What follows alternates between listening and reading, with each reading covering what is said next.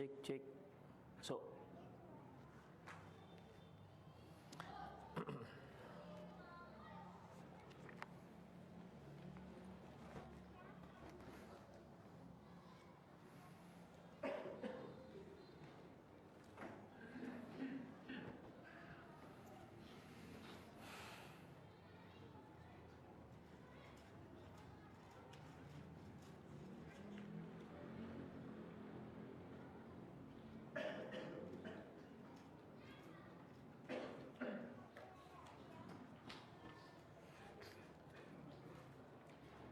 Bismillah, assalamualaikum warahmatullahi wabarakatuh.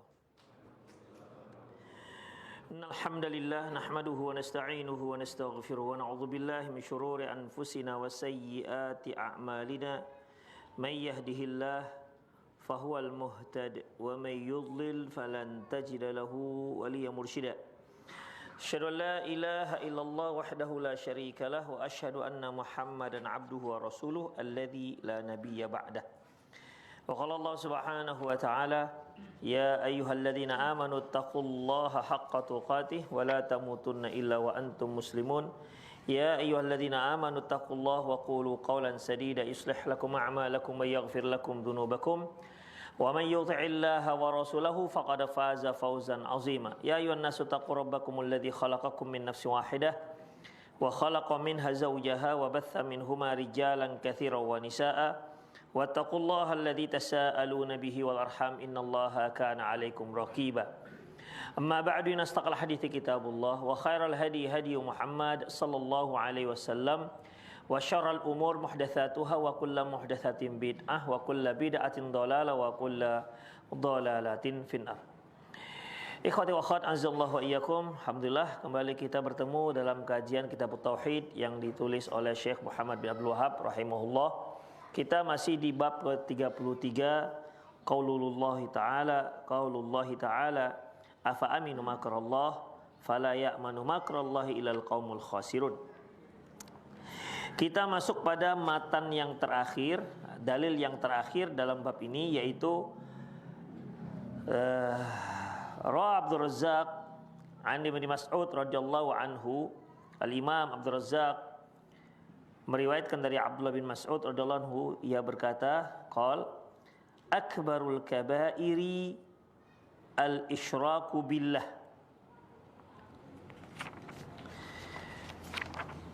Dosa besar yang terbesar yaitu al-isyraku billah, mensekutukan Allah. Wal amnu min makrillah, dan merasa aman dari siksaan Allah, dari makarnya Allah. Wal qunutu fi rahmatillah, dan putus harapan dari rahmat Allah. Wa ya'su min rauhillah, dan putus asa dari pertolongan Allah. Ikhwah rahimallahu wa iyyakum, di sini ada putus asa, putus harapan dari rahmat Allah dan dari rauhullah. Yang lalu telah kita bahas, ada perbedaan antara rahmatullah dengan rauhullah. Ada yang bisa membedakan? Enggak ada? Ya sudah, enggak apa-apa. Enggak ada nyatat? Ada di buku itu. Kalau dia rahmatullah apa? Apanya yang luas? Halamannya, bangunannya apa yang luas? Kalau rahmat Allah, rahmat yang diharapkan dan dilepaskan dari kesulitan. Iya, yang dikatakan rahmat Allah itu yaitu kita berharap kepada Allah agar diberi rahmat, diberi nikmat, dan agar dihindari dari kita atau diangkat dari kita cobaan, sesuatu yang tidak kita inginkan. Kita berharap dari Allah apa yang kita inginkan, dan kita berharap dari Allah agar mengangkat apa yang tidak kita harapkan. Dua hal ini dikatakan rahmatullah. Tapi kalau rauhullah itu maknanya adalah kita berharap dari Allah agar apa yang tidak kita inginkan itu terhindar dari kita atau terangkat dari kita. Jadi antara rahmatullahi dan rahullah, kalau orang Arab mengatakan bainahuma umumun wa khususun mutlaqon. Kalau dalam matematikanya A union B, masih ingat? Gitu kan? Nah, gabungan, anggota. Semua anggota A termasuk dalam anggota B. Namun tidak semua anggota B berada dalam anggota A. Saya ingat, itu SD, kelas-kelas 4 lah itu. Ya kan? Ya udahlah kalau nggak ingat gimana lagi. Union, anggota. Kalau orang Arab mengatakan bainahuma umumun wa khususun mutlaqan, artinya semua roh itu berada dalam rahmat. Karena di roh itu khusus, yaitu kita berharap pada Allah agar dihilangkan dari apa yang tidak kita inginkan. Misalnya ini dia terserang penyakit, maka kita berharap pada Allah agar penyakit ini diangkat. Maka dikatakan itu rauhullah. Termasuk rahmat juga. Apakah dikatakan termasuk rahmat Allah? Iya termasuk, karena dia semua rauh itu pasti rahmat, tapi tidak semua rahmat itu rauh. Demikian ikhwah. Misalnya dia bersedih, misalnya kehilangan anak, misalnya, maka berharap jangan putus asa terhadap rauhullah. Itulah yang digunakan yang disebutkan Allah dalam ayat ketika Nabi Yakub alaihissalam menyuruh anaknya supaya mencari adiknya Yusuf dan adiknya. Ya bani yadhahabu fatahassasu min Yusuf wa akhi. Wahai anak-anakku, carilah keberadaan Yusuf dan adiknya. Fatahassasu min Yusuf wa akhi wala tayasu min rauhillah. Jangan kalian berputus asa terhadap rauhullah. Rauh di sini jangan putus asa kalau jangan putus asa, jangan putus harapan bahwasanya ini pasti akan berakhir. Kesedihan yang berkepanjangan ini pasti akan berakhir. Adik kalian yang hilang itu pasti akan berakhir, dia akan ketemu. Makanya digunakan wala tayasu mir rauhillah. Innahu la yayasu mir rauhillahi illal qaumul kafirun. Sesungguhnya tidak ada yang putus asa terhadap rauhullah, terhadap rahmat Allah, kecuali orang-orang yang kafir. Ibnu Mas'ud mengatakan akbarul kabair isyraku billah. Akbarul kabair, dosa besar yang terbesar. Berarti ikhwah, ya, di dalam agama Islam ini penilaian sebuah kesalahan itu ada grade-nya, ada tingkatan-tingkatannya. Ada dosa besar, ada dosa kecil, ada dosa besar, ada dosa besar yang terbesar. Jadi dosa besar itu juga ternyata bertingkat-tingkat. Dosa besar bertingkat-tingkat seperti yang pernah kita singgung bahwasanya dosa berzina. Seorang yang berzina dengan wanita di kampung lain itu lebih ringan dosanya ketimbang dia berzina dengan istri tetangganya atau dengan perempuan tetangganya. Demikian ikhwah. Kemudian seorang yang berzina yang merayu istri seorang mujahid yang sedang berjuang di jalan Allah, berperang, dirayunya istri yang tinggal, kemudian terjadilah perzinahan, maka ini lebih besar lagi dosanya. Seorang yang mencuri, maka potong tangan apabila memang sudah sampai mencapai nisab. Tetapi ketika dia yang dicurinya adalah harta tetangganya, maka lebih besar lagi dosanya. Demikian ikhwah, saya tanya, mana lebih besar dosa? Kalau mencuri sepakat kita dosa besar? Oke. Mana lebih besar dosa mencuri harta tetangga atau mencuri uang suami?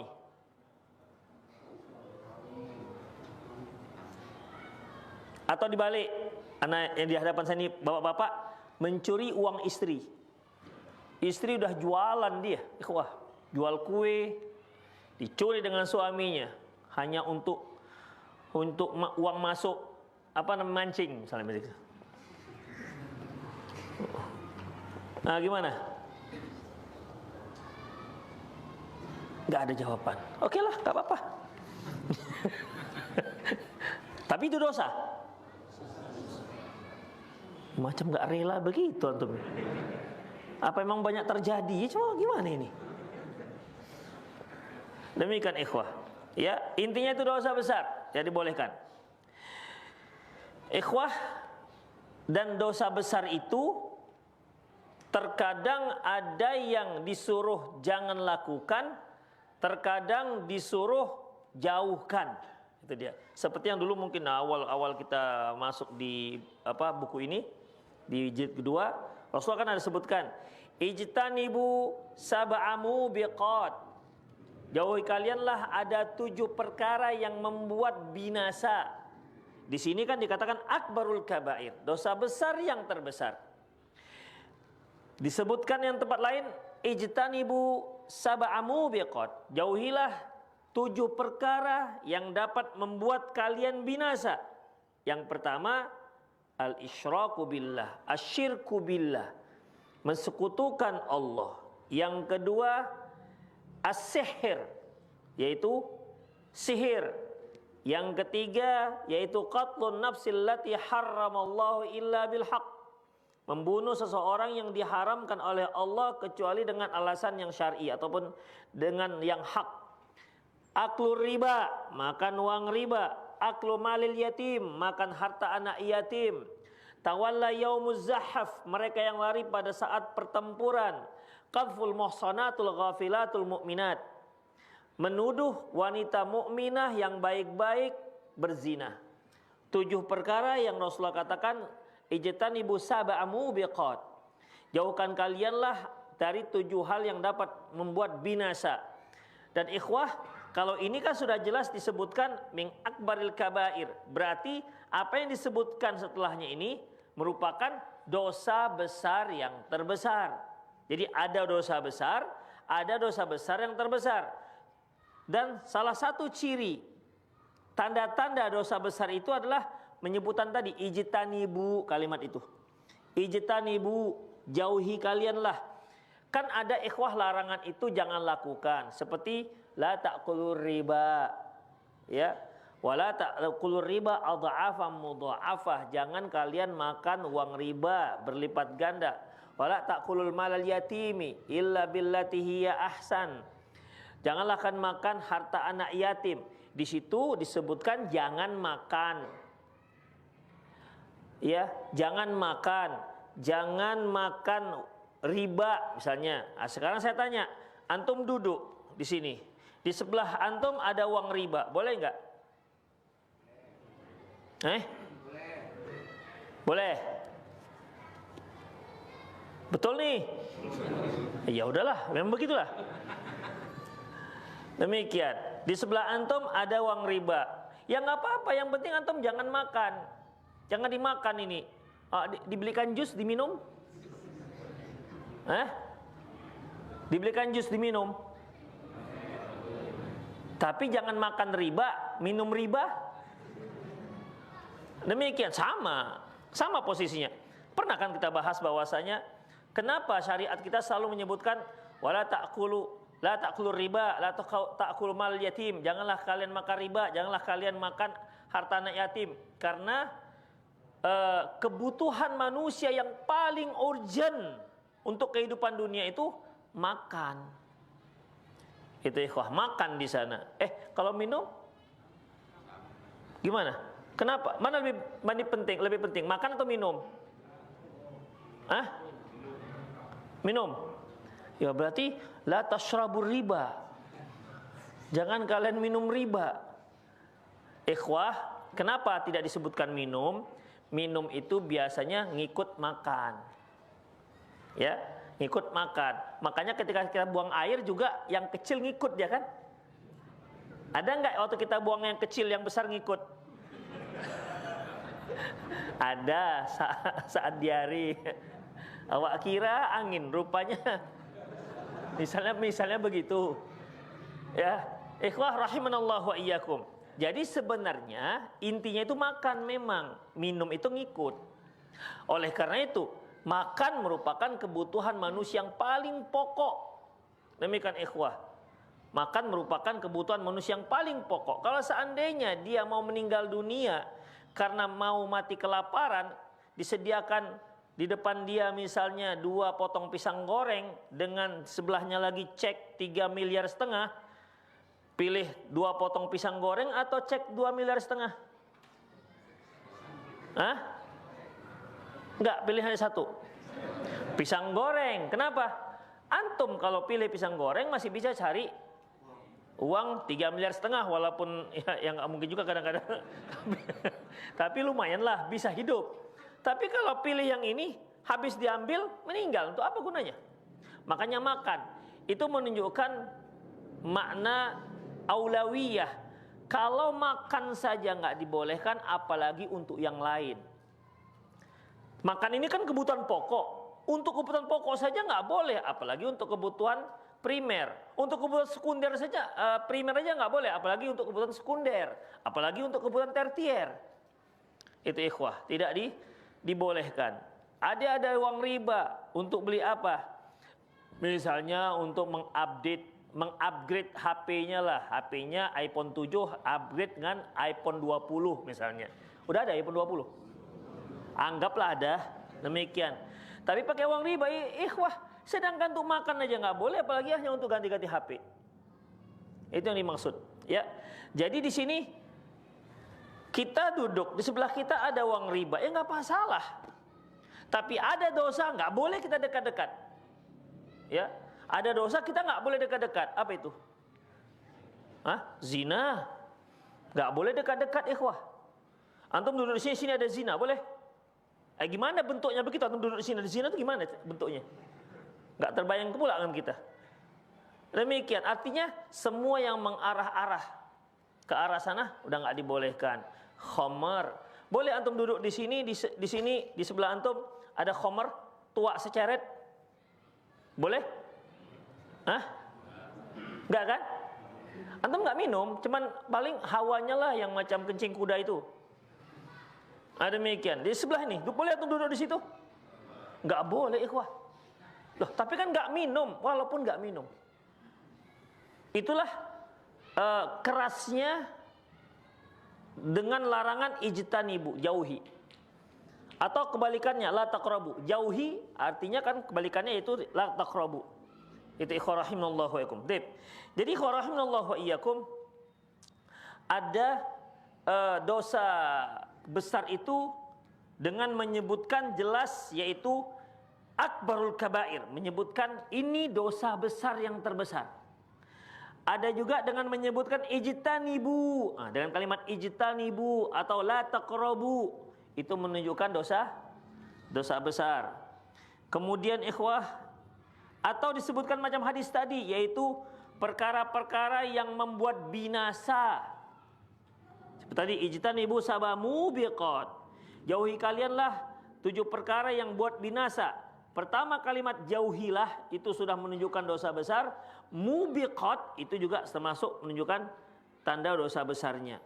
Terkadang Allah Subhanahu wa taala menyebutkan ini perbuatan zalim. Seperti innasyirka la dzulmun adzim. Itu dia. Sungguhnya kesyirikan itu merupakan kezaliman yang sangat berat. Jadi menunjukkan kalau ada dalam hadis mengatakan ini adalah perbuatan zalim, berarti itu dosa besar. Kemudian ketika Allah Subhanahu wa taala menyebutkan Allah itu marah, seperti man qatala mu'minan muta'ammidan fajazahu jahannama khalidan fiha wa ghadiballahu alaihim wa la'anahum wa addalahum jahannama wa sa'at masira. Barang siapa yang membunuh orang mukmin dengan sengaja, maka ganjarannya balasan untuk dia yaitu kekal dalam neraka jahanam, kekal selamanya. Kemudian Allah marah pada dia dan Allah laknat. Itu sebutan laknat juga termasuk dosa besar. Jadi dalam ayat ini ada 2, yaitu Allah marah, wa ghadiballahu alaihi wa la'anah wa addalahu jahannam wa sa'at masira. Allah marah pada dia, Allah laknat dia. Satu lagi, wa'adalahum jahannam. Allah siapkan untuk neraka jahanam. Ada 3 tanda dosa besar di sini. Itu ikhwah. Jadi untuk orang yang membunuh orang mukmin dengan sengaja, ada 3 ciri dosa besar di sana. Apa tadi? Penyebutan marah, kemudian laknat. 3, iya, dia akan diancam neraka jahanam. Jadi kalau ada satu perbuatan disebutkan di situ Allah marah, satu perbuatan Allah sebutkan di situ dilaknat, satu perbuatan disebutkan wa'adalahum jahannam, Allah siapkan untuk dia neraka jahanam, itu tandanya dosa besar. Itu ikhwah. Misalnya kalau yang lain masalah marah misalnya, seperti Allah Subhanahu wa taala mengatakan, afata'muruna an-nasa bil birri wa tansawna anfusakum wa antum tatlunal kitab afala taqilun. Dan surah As-Saff apa? Maknanya sama. Ya ayyuhalladzina amanu lima taquluna ma la taf'alun. Wahai orang beriman, kenapa engkau mengatakan apa yang enggak engkau laksanakan? Kabura maqatan 'indallahi an taqulu ma la taf'alun. Allah marah kepada kalian karena kalian mengatakan apa yang tidak kalian lakukan. Di situ ada kalimat marah. Ya, laknat. Sebutkan ikhwah, laknat yang ada laknatnya. Yuk. Hah? Iya, la'anallah. Antum boleh pulang kalau. Boleh. Sebagai hadiah apa? Kalau mau. La'anallahu al-yahud wan nasara ittakhadhu qubur anbiya'ihim masajida. Allah melaknat orang Yahudi dan orang Nasrani yang telah menjadikan kuburan nabi mereka menjadi masjid. La'anallahu al-washimah wal mustaushimah. Allah melaknat wanita yang mentato dan wanita yang ditato. Allah juga melaknat wanita yang mencabut bulu alisnya. Allah melaknat wanita yang mengikir giginya untuk mengikir giginya merubah ciptaan Allah untuk kecantikan. Allah melaknat apa lagi? Melaknat yang wanita yang menyambung rambutnya. Ikhwan, laknat pada wanita itu terkait dengan berhias semua. Ya, semua terkait dengan penampilan supaya lebih cantik. Seperti apa tadi? Mentato. Taib, kira-kira mak-mak ini kalau bertato cantik ikhwah? Tergantung ikhwah. Tergantung. Sekarang yang disebut dengan sulam alis. Sulam alis itu ditato ikhwah. Ditato tapi tatonya itu seperti bulu bentuknya. Bukan yang besar macam dajjal begitu, bukan. Yang tebal begitu. Dia halus-halus, ternyata itu tato, bukan bulu mata. Demikian. Kemudian sulam bibir. Untuk sulam bibir, bibirnya ditato supaya warnanya merah. Itu dia. Mungkin pakai obat merah, nggak tahu lah. Pokoknya ditato. Itu tato sebenarnya.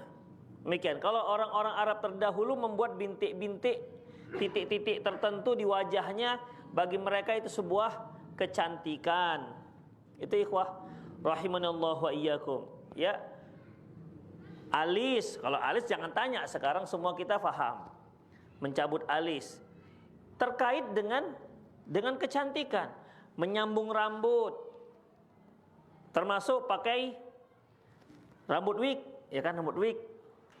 Kalau laki-laki pakai rambut wig gimana? Boleh enggak?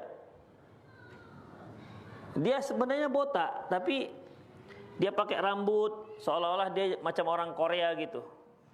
Kawan-kawannya lagi guyon, ditarik rambutnya, hilang sampai semua. Misalnya begitu. Nah, demikian, enggak boleh, haram hukumnya. Itu menyambung rambut. Nah, kalau untuk ibu-ibu sekarang itu bukan hanya rambut saja. Kalau dulu kan rambut disambung supaya terlihat lebih panjang kelihatannya, padahal palsu. Nah, sekarang yang disambung bukan hanya rambut, bulu mata disambung, ya kan? Apalagi alis, ada sambung alis. Nggak ada ya, sambung alis nggak ada. Demikian. Sambung jenggot nggak ada juga. Tapi umumnya itu terkait dengan kaum wanita. Dilaknat. Ini kan ikhwah, dilaknat. Itu tanda-tandanya. Kemudian ada tanda-tanda lain seperti di sini saya singkat-singkat saja. Kalau Allah mengatakan Allah akan memerangi mereka. Ayat apa kira-kira? Nah, riba, ya, riba. Allah Subhanahu wa taala mengatakan, ya ayyuhalladzina amanu taqullahu wa dharu ma baqiya minar riba. Wahai orang beriman, takutlah kamu kepada Allah dan tinggalkan sisa riba kamu. Jangan tambah lagi. Kemudian fa in kuntum mu'minin, apabila memang kalian orang mukmin. Fa illam taf'alu, kalau kalian enggak mau, fa'dzanu biharbim minallahi wa rasulih. Kalau kalian enggak mau meninggalkan riba itu yang sisa itu, maka umumkan Allah dan Rasulnya akan memerangi mereka. Memerangi ikhwah, ya. Itu termasuk salah satu dasar ataupun tanda menunjukkan bahwasanya dosa tersebut dosa riba. Termasuk juga ini ikhwah, ketika seorang sahabat, sudah pernah kita ceritakan di sini hadisnya, dia pulang safar, pulang perang, kemudian kepalanya luka parah, ingat kan? Kemudian dia junub, terus iya, dia tanya pada kawan-kawannya, bro ini gimana? Saya kan junub, kepala luka parah, apakah saya harus mandi mengguyurkan kepala atau boleh nggak tayamum? Kata kawan-kawan, tidak bisa tayamum. Allah mengatakan, fa illam tajidu ma'an fatayammamu sa'idan thayyiba. Kalau nggak ada air maka kamu baru boleh tayamum. Ini ada air, nggak boleh kamu guyur, nggak bisa. Bismillah, takbir katanya, mungkin gitu. Semangat, dengan semangat melaksanakan ayat itu. Akhirnya diguyurnya, habis guyur kepalanya meninggal dia. Ini nyawa ikhwah. Diceritakanlah kisah itu kepada Rasulullah SAW. Marah Rasulullah. Apa kalimat Rasulullah? Qataluhu qatalahumullah. Mereka telah membunuhnya, semoga Allah membunuh mereka. Begitu ikhwah, serem kali. Itulah dia. Itu tandanya ini dosa besar. Di mana dosa besarnya di situ? Di mandinya atau di mananya? Di membunuhnya. Di mananya? Fatwa. Memberikan fatwa sehingga ada nyawa yang lenyap gara-gara fatwa. Demikian ikhwah. Jadi ini bukan sembarang fatwa. Makanya ikhwah, berfatwa terkait dengan nyawa itu nggak boleh sembarangan. Mendingan kata Allahu a'lam. Kalau salah lenyap nyawa. Makanya fatwa untuk jihad itu nggak boleh sembarangan dikeluarkan. Harus benar-benar orang yang faham betul tentang masalah jihad, tahu betul tentang kondisi masyarakat setempat, tahu betul dia dengan perekonomian tempat, tahu betul dia pertimbangan antara maslahat dan mafsadat untuk masyarakat tempat, baru dia betul-betul bisa mengeluarkan fatwa jihad atau tidak. Demikian ikhwah. Kalau tidak ikhwah, kalau ternyata nggak tepat, maka hanya akan banyak mengorbankan nyawa kaum muslimin. Padahal ikhwah, qatlul mu'min ahwanu indallahi min zawalid dunya. Sungguh terbunuhnya satu orang mukmin lebih ringan, la zawad dunya ahwanu indallahi min qatlil mu'min. Sungguh hancurnya dunia ini itu lebih ringan di sisi Allah ketimbang terbunuhnya seorang mukmin. Umar bin Khattab pernah mengatakan, seandainya satu kampung ini berkonspirasi membunuh satu orang, kubunuh satu kampung ini semua, kata Umar bin Khattab. Karena masalahnya masalah yang sangat berbahaya, masalah nyawa. Rasulullah pernah tawaf, apa kata Rasulullah? Ma'a'adhama hurmatuk, ma'a'adhama karamatuk. Artinya tentang masalah Ka'bah, sungguh sangat, engkau sangat mulia, engkau sangat agung, tetapi kehormatan muslim itu lebih utama ketimbang kehormatanmu. Itu ikhwah. Jadi nggak sama ya, tetap kehormatan seorang mukmin, nyawa seorang mukmin itu lebih utama ketimbang Ka'bah. Makanya walaupun Ka'bah dan tanah haram itu tidak boleh membunuh, tapi kalau ada pembunuh lari ke dalam Ka'bah, gimana? Dibiarkan aja dia bebas? Enggak, tangkap, bunuh. Demikian. Jadi hurmatul Ka'bah, kehormatan Ka'bah tidak bisa melindungi seorang pembunuh. Begitulah ikhwah rahimallahu wa iyyakum, ya. Taib, itu tadi penyebutan tentang masalah apa tadi yang kita sebutkan terakhir? Dosa besar ya, apa tadi ciri-ciri yang terakhir?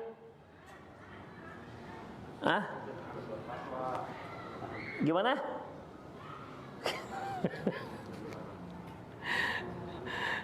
Kan tadi ada yang laknat, terus yang terakhir apa? Apa? Allah marah. Udah. Memerangi. Itu dia, memerangi. Di mana Allah Subhanahu wa taala menyebutkan memerangi. Kemudian juga ada disebutkan kalau dilakukan maka dia itu fasik. Seperti firman Allah Subhanahu wa taala,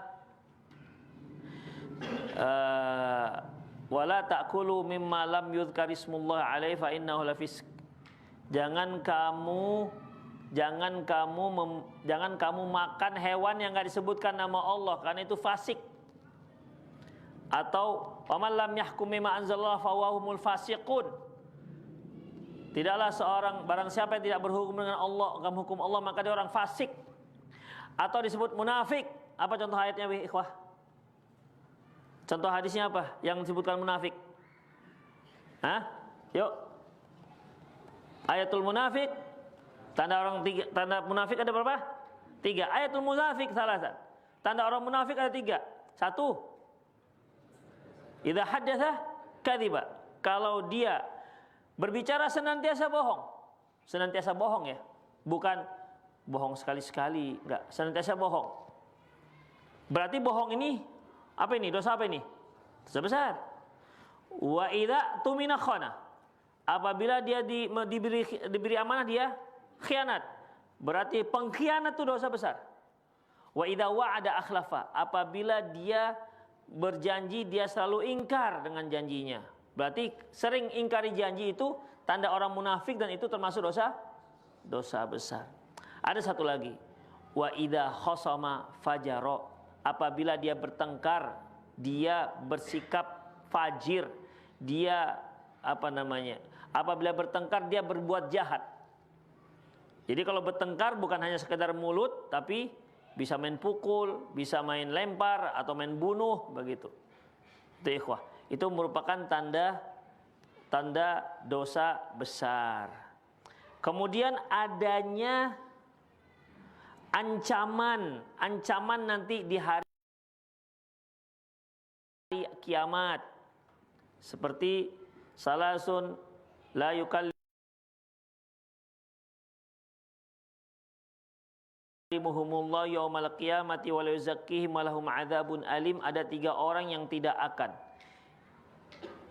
diajak bicara oleh Allah di hari kiamat nanti, tidak akan disucikan, tidak akan dipedulikan, dan untuk dia disiapkan azab yang pedih. Yang pertama yaitu Syekhuz Zani, orang tua yang penzina, kemudian A'ilul Mustakbir, orang fakir yang sombong, wal maliku kadzab, dan raja yang pendusta, Itu ikhwah. Ya, itu diantara hal-hal yang sebenarnya banyak lagi tanda-tanda dosa besar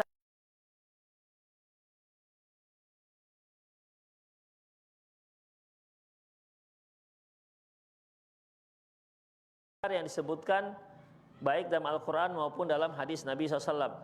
Termasuk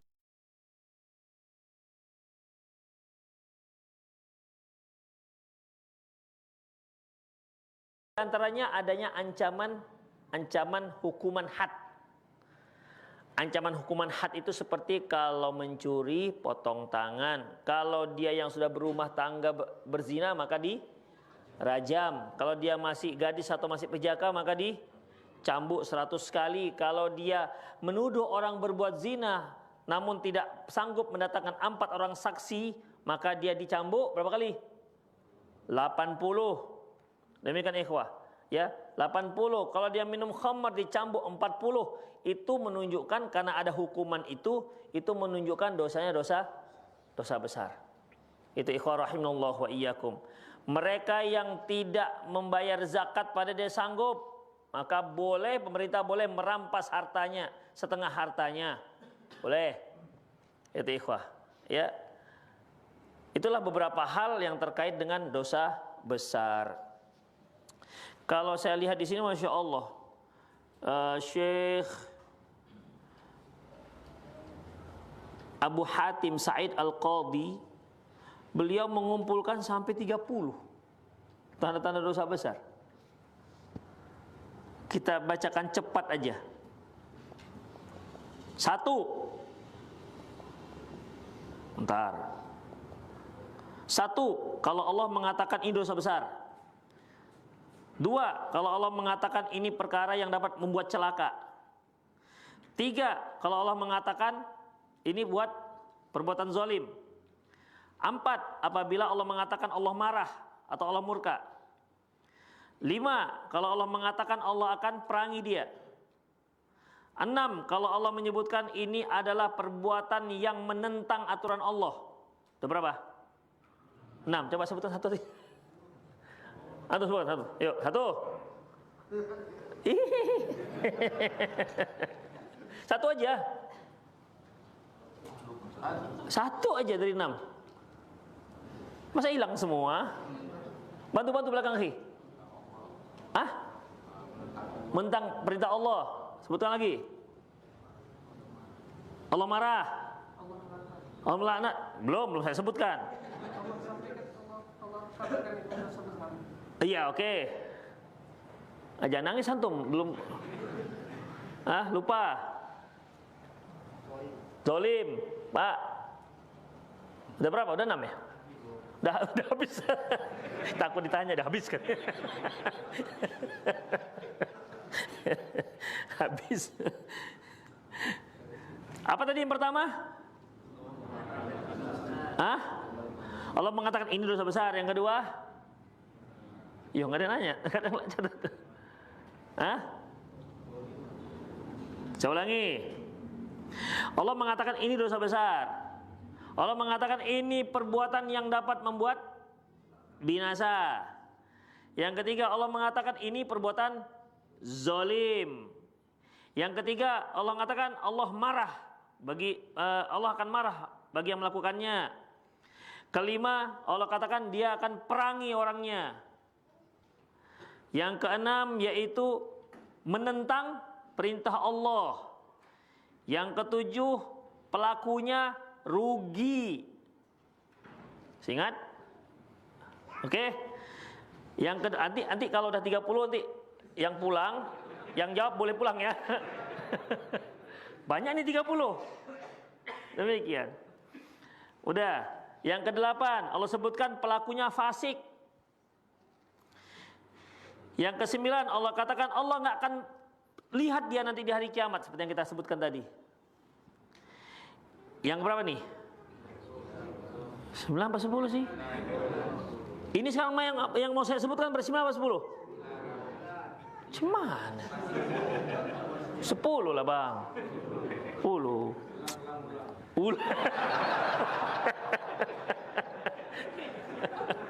Ulang once more.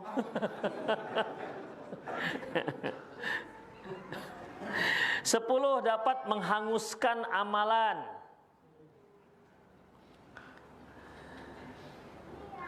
Ke-11, takkan diterima Allah salat dan amalannya. Ini seperti kalau man atakahinan aw arafan lam tuqbal lahu salatuhu arba'ina yauman, contohnya. Barang siapa yang mendatangi dukun dan tukang ramal, Allah nggak terima salatnya 40 hari. Nah itu tanda dosa besar. Nggak terima salatnya atau amalannya. Dengan jelas Allah mengatakan begitu. Yang ke-12, tak diterima doanya. Seperti yang makan uang yang haram, ya. Dia akan katakan, ya Rob, mama ta'um haram, wa masyrabu haram, wa malbasu haram wa ghudhiya bil haram fa anna yustajabulah. Makannya haram, minumnya haram, pakainya haram, konsumsi yang haram, bagaimana mungkin dia akan dikabulkan doanya. Kemudian yaitu kalau perbuatan tersebut sebab diazab pelakunya di dunia. Diazab maksudnya disiksa ataupun dihukum. Kemudian kalau pelakunya dikatakan kafir, ya, pelakunya dikatakan kafir, tapi nggak kafir murtad, ikhwah ya. Seperti man ata imratahu min duburiha faqad kafar. Barang siapa yang mendatangi istrinya dari duburnya, maka dia kafir. Itu berarti tanda dosa besar. 17 16 15 oke lah. Sepakat antum 15? Oke. 15 kalau Rasulullah katakan enggak termasuk golongan kami, seperti laisa minna. Seperti apa ya? Man tasyabbaha laisa minna man tasyabbaha bi ghairina. Tidak termasuk kami orang yang menyerupai selain kami. Kemudian yang Allah sebutkan itu munafik. Kemudian yang Rasulullah sebutkan aku berlepas diri. Kemudian yang Rasulullah sebutkan maka Allah akan cap hatinya. Khatam hatinya. Ini seperti yang man taraka salah sujuma'in khatamallahu ala qalbih. Barang siapa yang meninggalkan 3 Jumat tahawunan karena anggap remeh, Allah cap hatinya. Kalau sudah dicap hatinya berarti susah untuk menerima kebenaran. Kemudian udahlah itu aja lah. Kasihan antum nanti catat lama kali. Udah berapa tadi? 18. Sudah bisa saya tanya? Karena di sini masya Allah hafalnya bagus-bagus hafalannya. Ya buktinya nggak ada mencatat kan? Berarti kan hafalannya masya Allah. Antum lah tuh yang duduk di sender di jendela. Antum jangan nengok antum. Yang enggak itu, yang baju pink. So cute. Sebutkan 3. Tanda dosa besar. 3 dari yang 18 3 aja. Hah? Apa? Pipis. Apa sih? Munafik, oke. Terus antum jangan pulang mau tanya dulu. Oh ya.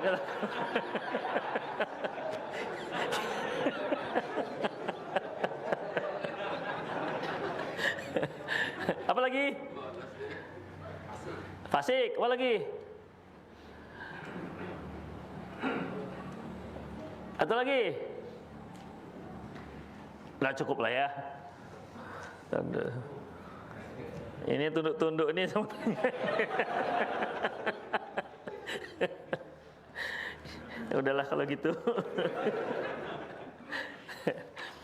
Demikian ikhwah rahimallahu wa iyyakum. Akbarul kabair, dosa besar yang terbesar al-isyraku billah wal amnu min makrillah, merasa aman dari siksaan Allah Subhanahu wa taala, wal qunutu min rahmatillah wal yayasu min rauhillah. Mereka yang putus asa atas ruh dan rahmatnya Allah Subhanahu wa taala. Demikian ikhwah. Kalau sudah ada akbarul kabair, berarti dosa besar yang terbesar, berarti ada dosa besar. Kalau ada dosa besar, berarti ada dosa kecil. Ya. Allah Subhanahu wa taala firman dalam surat An-Najm ayat 32, alladzina yajtamiluna kaba'iral ismi wal fawahisha illa lamam, yaitu mereka-mereka yang menjauhi dosa besar dan perbuatan keji kecuali kesalahan-kesalahan kecil, illal lamam. Artinya kalau kesalahan-kesalahan kecil ini, dosa-dosa kecil itu lebih mudah untuk dihapuskan. Seperti sabda Nabi SAW, as-salawatul khams, as-salatu khams, al-jum'at ilal jum'at, wal ramadan ila ramadan, kafaratun bainahuma. Itu dapat menghapuskan dosa di antaranya. Itu ikhwah. Tapi ini dosa malam yajtanib kabair, selama mereka meninggalkan dosa besar. Jadi yang dosa besar masih masih yang dosa-dosa kecil masih terampuni dengan wudu misalnya. Dengan wudu, kalau kita berwudu, ya, ketika kita membasuh wajah, maka semua dosa wajah ini kan termasuk mata, demikian ikhwah, mulut, itu dosa-dosanya itu maka akan terlarut dengan air. Dosa ketika kita membasuh tangan, maka air yang membasuh tangan ini, dosa-dosa tangan ini akan terlarut dan keluar dari air tersebut. Itu ikhwah kalau dia berwudu. Makanya kalau antum punya wudu, misalnya antum wudu pada subuh, zuhur masih ada wudu, mungkin nggak? Masih mungkin. Yang nggak mungkin itu sebagaimana saya dengar seorang habib mengatakan 40 tahun dia tidak batal-batal wudunya. Itu nyumbat sudah ikhwah kalau begitu. Kalau 40 tahun nggak batal wudu itu sudah nyumbat. Perlu dioperasi. Berarti ke atas larinya gitu kan. Bukan lagi ke belakang. Nggak kan mungkin 40 tahun nggak buang angin. Emang aneh-aneh aja emang. Demikian ikhwah. Ya, jadi lupa saya apa tadi. Nah, misalnya wudunya pagi tuh. Zuhur, antum masih ada wudu, boleh nggak langsung sholat zuhur? Boleh, tapi lebih bagus wudu lagi. Kemudian masuk waktu asar, subuh antum masih ada, mungkin nggak? Masih mungkin, ikhwah, masih mungkin. Udah, tapi sebaiknya antum wudu lagi. Demikian ikhwah, karena itu dapat menghapuskan dosa di antara dua sholat tersebut.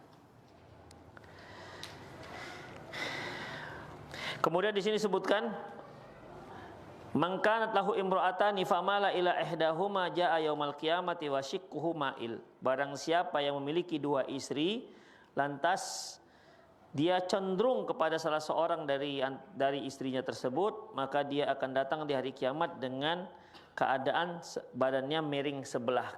Jadi begini, sengit begini. Jadi kalau di hari kiamat nanti antum lihat orang sengit, ini nggak adil, ada kecenderungan. Demikian. Tentunya kecenderungan di sini, adil di sini terkait dengan masalah finansial, ya. Misalnya masalah jumlah hari, jatah hari. Kalau seorang laki-laki punya istri, kemudian dia menikah lagi, kalau yang dinikahinya itu seorang gadis, maka dia punya jatah 7 hari dulu, baru kemudian berbagi rata. Kalau ternyata istri keduanya itu janda, maka dia punya jatah 3 hari. Setelah itu baru berbagi secara rata, harus sama. Itu ikhwah. Ya, hari itu nggak boleh berat sebelah. Kemudian nafkah, itu ikhwah, tidak boleh berat sebelah. Adapun kasih sayang itu enggak. Ya, itu enggak bisa kasih sayang itu disamakan. Ya, karena Rasulullah sendiri memang enggak mampu kan. Ketika ditanya, ya Rasulullah, siapakah laki-laki yang paling engkau cintai? Beliau katakan siapa? Abu Bakar. Kemudian dari kalangan wanita, Aisyah radhiyallahu anha. Itu dia. Kalau seandainya harus bisa adil, Rasulullah tentu enggak boleh buat pernyataan seperti ini. Tapi namanya kecintaan itu tidak bisa adil. Terhadap anak-anak juga kan ada yang lebih kita sukai, mungkin ada yang kurang, tapi kita nggak boleh menjadikan itu sebagai dasar sehingga kita bersikap tidak adil. Nggak boleh, haram hukumnya, itu zalim namanya. Makanya dalam masalah ini yang dikatakan adil dalam koridor syariat. Tapi kalau masalah hati tidak. Ya, kalau masalah hati tidak. Demikian ikhwah. Tapi itu saja kajian kita, semoga bermanfaat. Ada yang mau bertanya, silakan. Atau di 0813 600 661. Fadhol. Ada yang mau bertanya, silakan. Ya. Sebutkan dulu 2, Bang. Tadi, Bang. Dosa besar tadi itu. Sebutkan 2 dari dosa besar tadi itu. Ya. 18 tuh tadi sebutkan. 1 muna. 1, Masya Allah. 2, perbuatan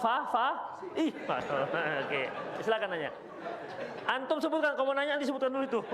Itu passwordnya itu. ada yang pakai wig itu Ya. palsu itu haram. Ya. Terus bagaimana dengan yang pakai kaki palsu atau tangan palsu?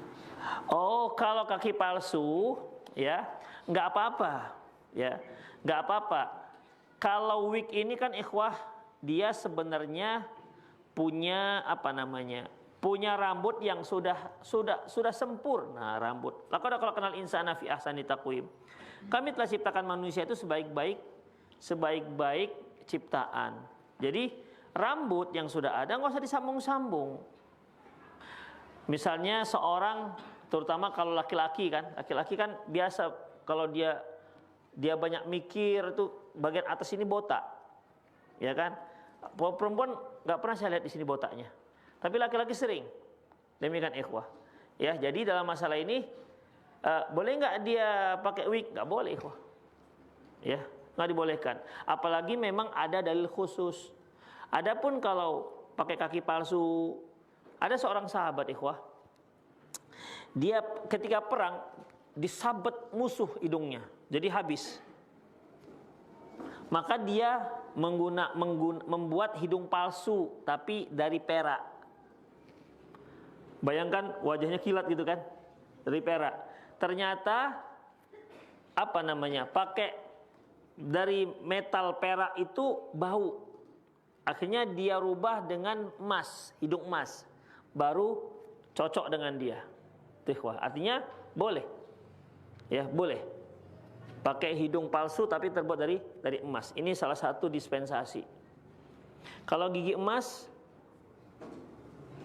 nggak termasuk ikhwah, karena ini memang sesuatu yang memang apa namanya tidak cocok kecuali dengan emas. Kalau gigi kan banyak. Apalagi sekarang kan nggak ada orang pakai gigi palsu emas kan.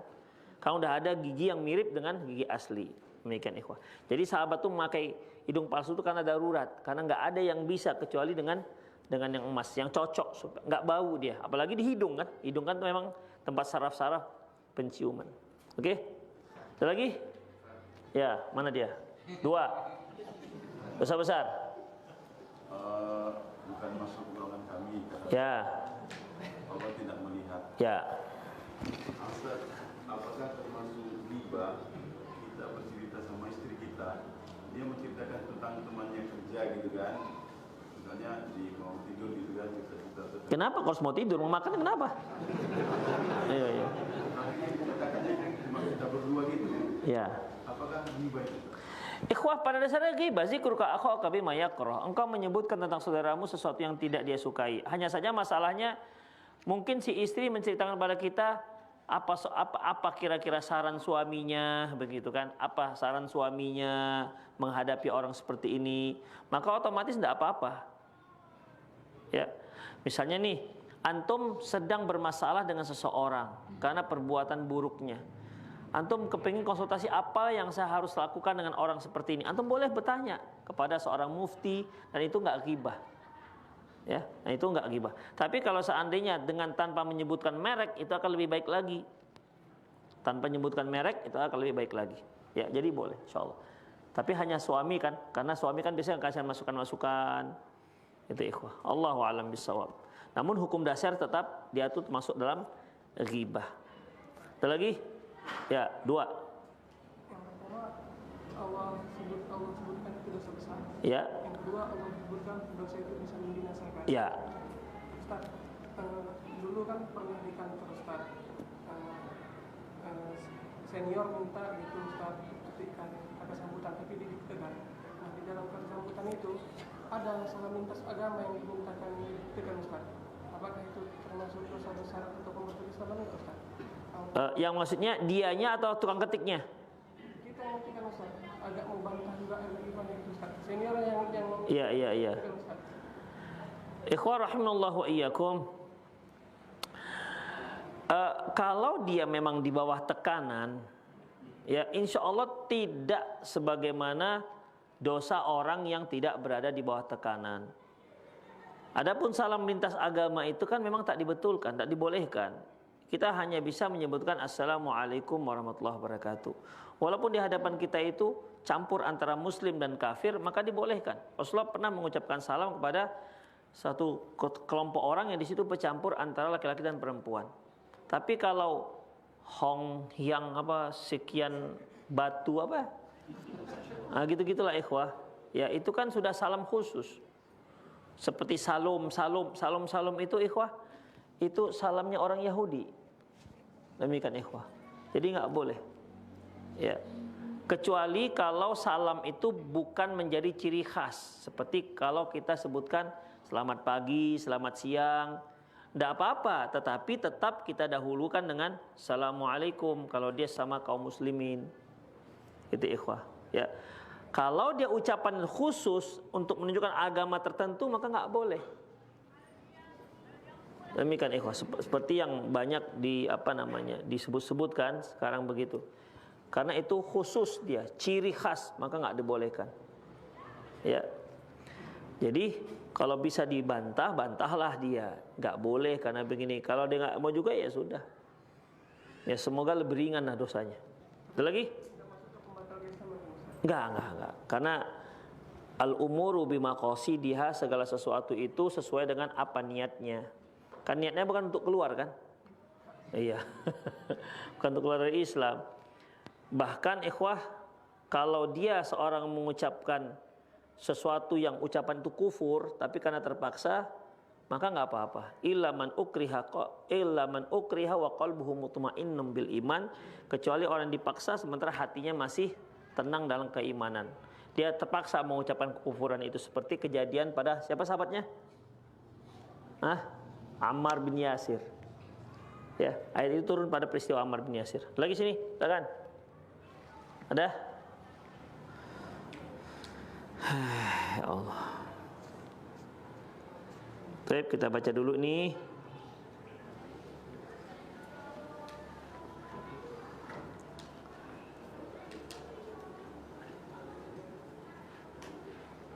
Ustadz, limbah gembok yang disusun seperti gambar termasuk membuat makhluk bernyawa. Mana limbah gembok? Oh, ini yang disusun. Ikhwah, makhluk bernyawa itu kan ada bentuknya. Adapun kalau antum tahu Transformer? Nggak tahu. Wayang kulit, tahu wayang kulit? Demikian, Transformer itu kira-kira bentuk makhluk hidup apa tidak? Enggak ada makhluk hidup yang bentuk seperti itu. Enggak ada makhluk hidup yang bentuk seperti itu. Itu kan imajinasi pembuatnya kan? Ya enggak apa-apa antum buat gambar robot, karena itu bukan makhluk hidup. Tapi kan dia hidup. Bukan setiap yang hidup itu makhluk hidup. Genset hidup, antum juga hidup. Kan bukan makhluk hidup. Demikian. Jadi itu tidak masalah. Insyaallah nggak apa-apa. Ya ini gembok yang disusun nggak apa-apa ya. Ini bukan makhluk hidup. Ya. Allahu a'lam. Bila wanita terkenai kista kemudian haidnya memanjang, apakah dia mulai sholatnya Ustadz? Sebagian guru mengatakan haid dibatasi 15 hari dan sebagian mengatakan tetap mengikuti kebiasaan haid. Alhamdulillah sekarang saya sudah tapi saat pendarahan tersebut saya sempat melewat sholat melebihi kebiasaan haid. Begini ikhwah, ya, seorang wanita penting sekali ini. Dia harus bisa membedakan mana darah haid dia, mana yang tidak. Demikian ikhwah, dia harus menandain. Itu akan lebih mudah bagi dia ketimbang dia dengan menggunakan batas waktu. Karena yang namanya batas waktu itu nggak bisa dipastikan. Kan bisa seorang wanita itu kadang 6 hari, kadang 7 hari, kadang 8 hari. Karena nggak bisa. Namanya metabolisme tubuh kan beda-beda, ikhwah. Itu dia. Ya, yang dia sendiri saja kadang-kadang bisa beda-beda. Demikian. Makanya yang paling mudah untuk membedakannya itu membedakan antara darah haid dengan darah segar. Kalau istihadah itu darah segar. Adapun haid tidak, haid itu dia lebih kental, lebih hitam, lebih bau, lebih anyir ketimbang darah biasa. Jadi kalau dia bisa membedakannya, maka itu akan lebih baik. Misalnya walaupun sampai 15 hari, kalau memang itu jelas darah haid, bukan darah segar, maka ya sudah berarti dia dianggap haid. Tapi kalau dia nggak bisa membedakan, maka dia boleh menggunakan kebiasaannya. Dia bisa menggunakan kebiasaannya. Kalau kebiasaannya antara 7 dan 8, ya sudah antara 7 dan 8. Begitu. Tidak dikatakan 15 hari. Enggak begitu. Sama seperti seorang wanita yang nifas, berapa hari? Umumnya kan 40. Ada enggak yang 30 sudah suci dia? Ada. Dalam nifas itu kan ikhwah, plasenta yang tanggal kan? Kan zigot itu ketika dia sudah jadi, dia akan nempel di dinding rahim. Nah, proses penempelan dinding rahim inilah nanti akan jadinya akhirnya di uri kan, uri kemudian ada plasentanya. Uri itu juga termasuk plasenta. Disitulah konverter apa? Ya, si anak dari makannya dari situ, nafasnya dari situ, demikian. Ketika dia terlepas, uri ini terlepas dari dinding rahim, tentu kan ini luka. Itulah luka darah nifas itu. Demikian ikhwah. Barulah kemudian secara otomatis si anak jantungnya mulai berfungsi, paru-paru mulai berfungsi, mulai bernapas dengan paru-paru, demikian. Sebelumnya kan enggak. Itu ikhwah. Nah, itulah dia darah nifasnya, darah lukanya. Itu ikhwah. Jadi, ya, sembuhnya ada yang sembuh. Sembuhnya lama, sembuhnya ya ada yang cepat. Itu ikhwah. Seperti orang SC, antum tahu SC? Sesar. Ibu-ibu yang SC, sesar, dioperasi lahirnya, itu ada yang cepat sembuh, ada yang nggak cepat sembuh, demikian. Ada yang obat katanya ada obat 2 juta diminum 3 hari sembuh. Ya begitulah ikhwah. Makanya dalam masalah ini yang terbaik itu adalah kenali jenis darahnya. Itu dia, ya. Kalau nggak kenal juga berarti diikutkan kebiasaannya. Kalau kebiasaan 8 ya sudah 8. Sisanya dia anggap istihadhah dengan cara bagaimana?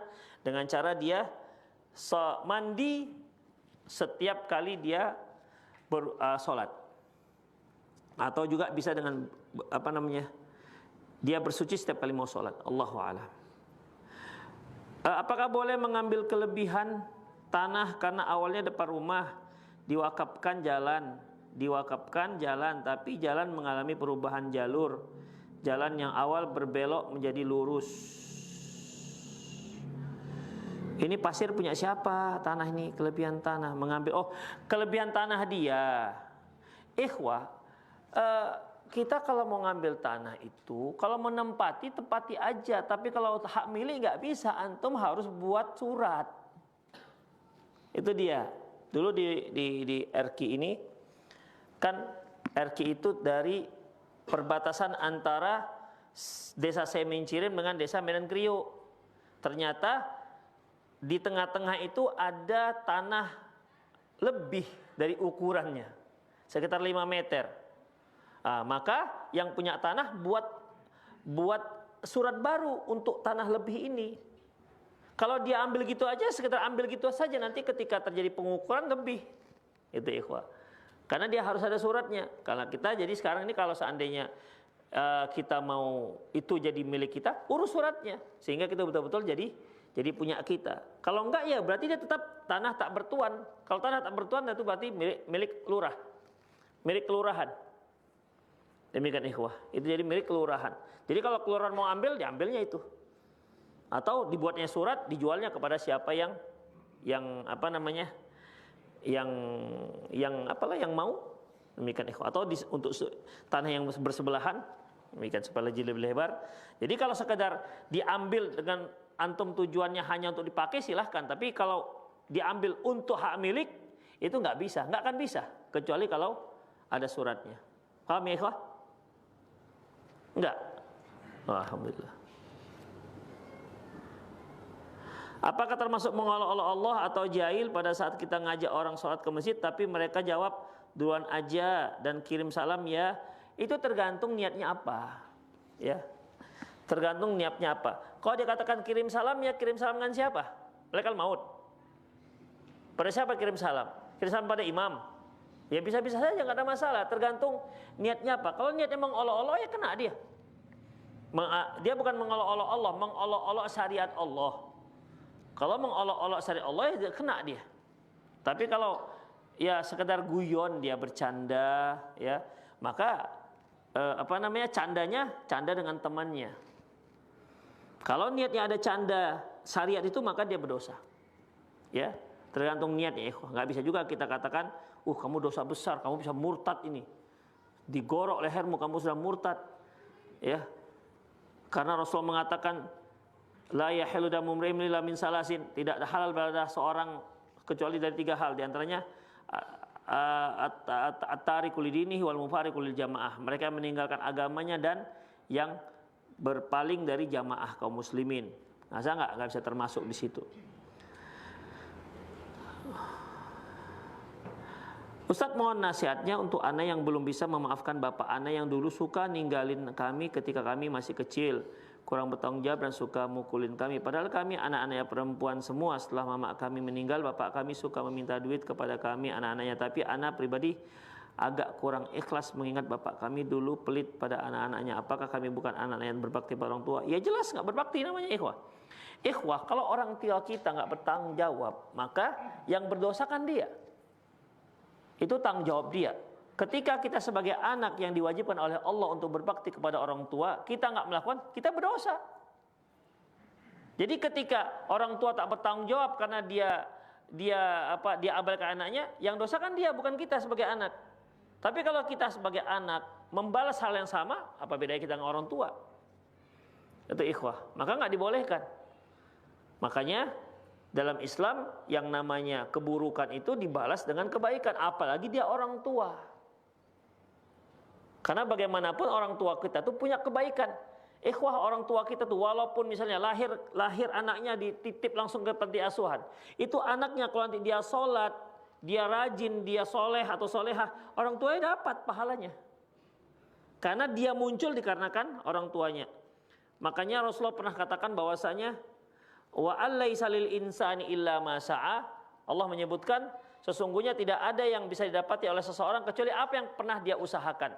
Wal waladu min kasbi abih. Anak itu merupakan hasil usaha orang tuanya.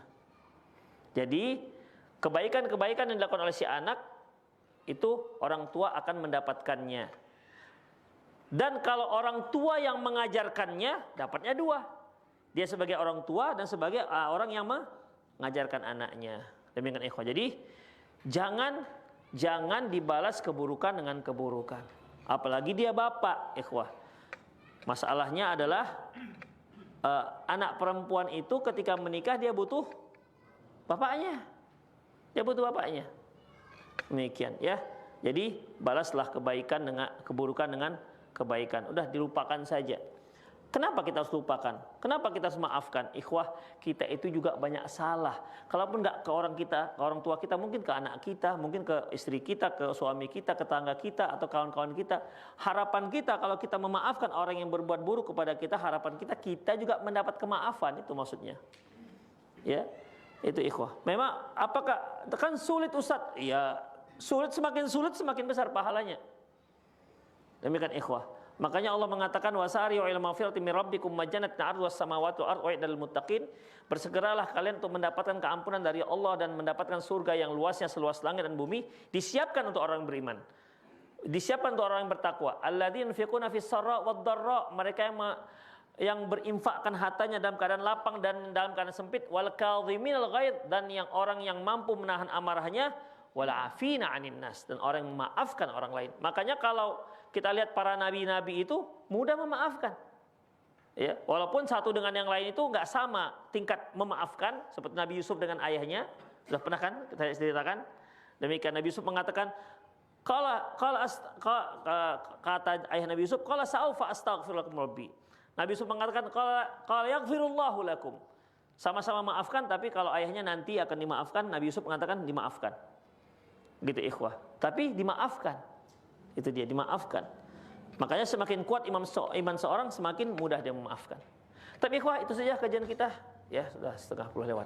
Semoga bermanfaat. Aku qouli hadza wa astaghfirullah li wa lakum wasal muslimin innahu wal ghafurur rahim. Subhanakallah bihamdik asyhadu an la ilaha illa anta astaghfiruka wa atubu ilaik.